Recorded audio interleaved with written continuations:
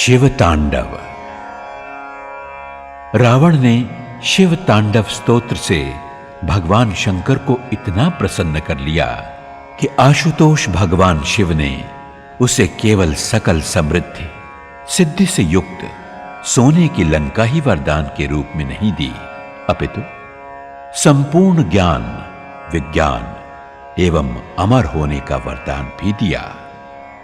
रावण रचित शिव तांडव स्तोत्र के सुनने मात्र से व्यक्ति समस्त बाधाओं से छूटकर समृद्धि, संपत्ति और संतति प्राप्त करता है।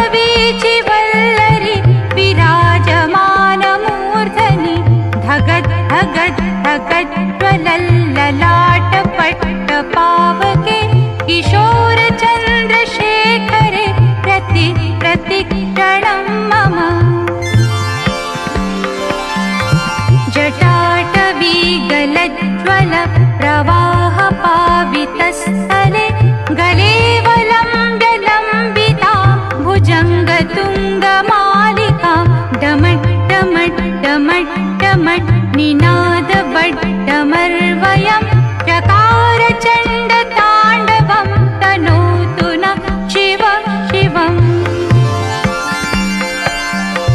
धराधरेन्द्रनन्दिनी विलासबन्धुबन्धुरा स्फुरद्दिगन्तसन्तति प्रमोदमानमानसे कृपाकटाक्षधोरणी निरुद्धदुर्धरापदि क्वचित् दिगम्बरे मनो विनोदमेतु वस्तुनि।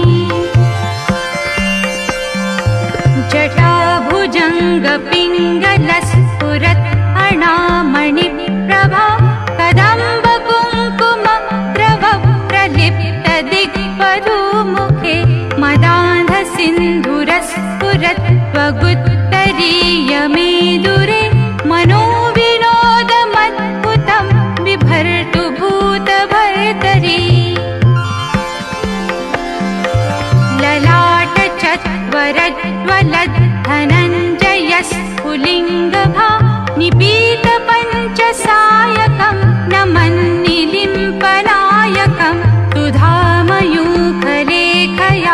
विराजमानशेखरं महाकपालिसम्पदे शिरोजटालमस्तु नः। सहस्रलोचनप्रभृत्य शेषलेखशेखर प्रसूनधूलिधोरणि विधूसराङ्घ्रिपीठभु भुजङ्गराजमालया निबद्धजाटजूटक श्रियै चिराय जायतां चकोरबन्धुशेखरा। करालभालपट्टिका धगत् धगत् धगत् ज्वलत् धनञ्जयाधरीकृत प्रचण्ड पञ्चसायके धराधरेन्द्रनन्दिनी कुचाग्रचित्रपत्रक प्रकल्पनैकशिल्पिनी त्रिलोचने रतिर्मम।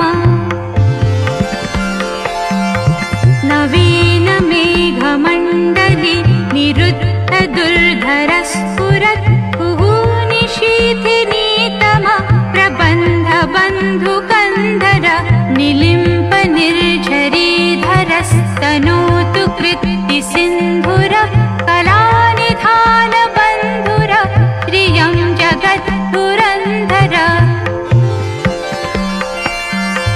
प्रफुल्लनीलपङ्कज प्रपञ्चकालिमपटा विलम्बिकण्ठकन्दली रुचिप्रबन्धकन्धरं स्मरच्चिदं पुरच्चिदं भवच्चिदं मखच्चिदं गजच्चिदान्धकच्चिदं तमन्तकच्चिदं भजे।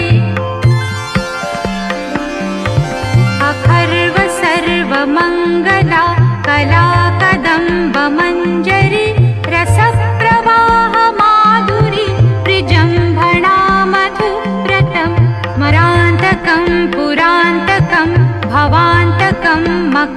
कान्तकं गजान्तकान्तकान्तकं तमन्तकान्तकं भजे।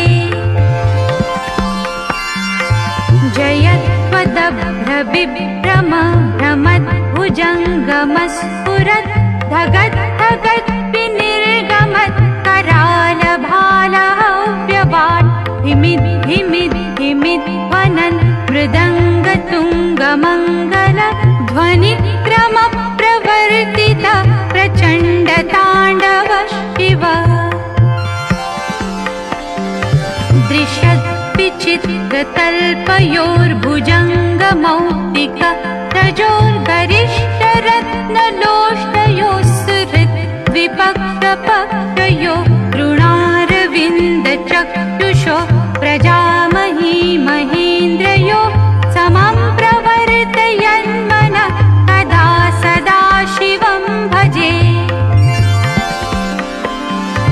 कदा निलिम्पनिर्झरि निकुञ्जकोटरे वसन् विमुक्तदुर्मति सदा शिरस्थमञ्जलिं वहन् विमुक्तलोललोचना ललामभाललग्नक शिवेति मन्त्रमुच्चरन् कदा सुखी भवाम्यहम्।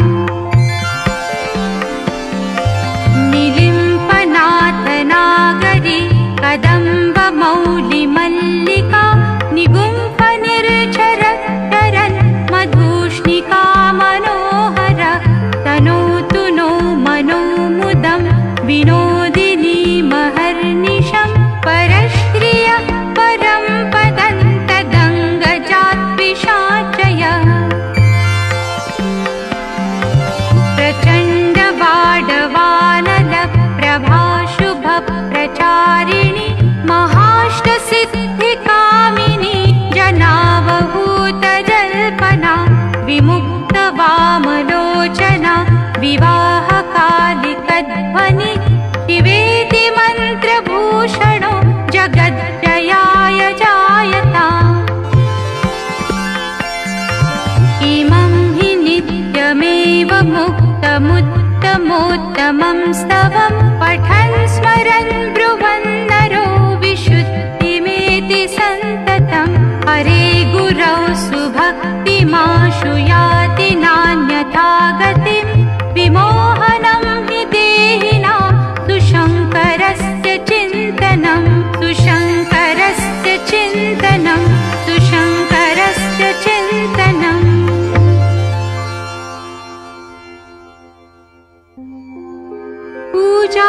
पूजावसानसमये दशवक्त्रगीतं यः शम्भुपूजनमिदं पठति प्रदोषे तस्य स्थिरां रथगजेन्द्र तुरङ्गयुक्ता लक्ष्मीं सदैव सुमुखीं प्रददाति शम्भुः।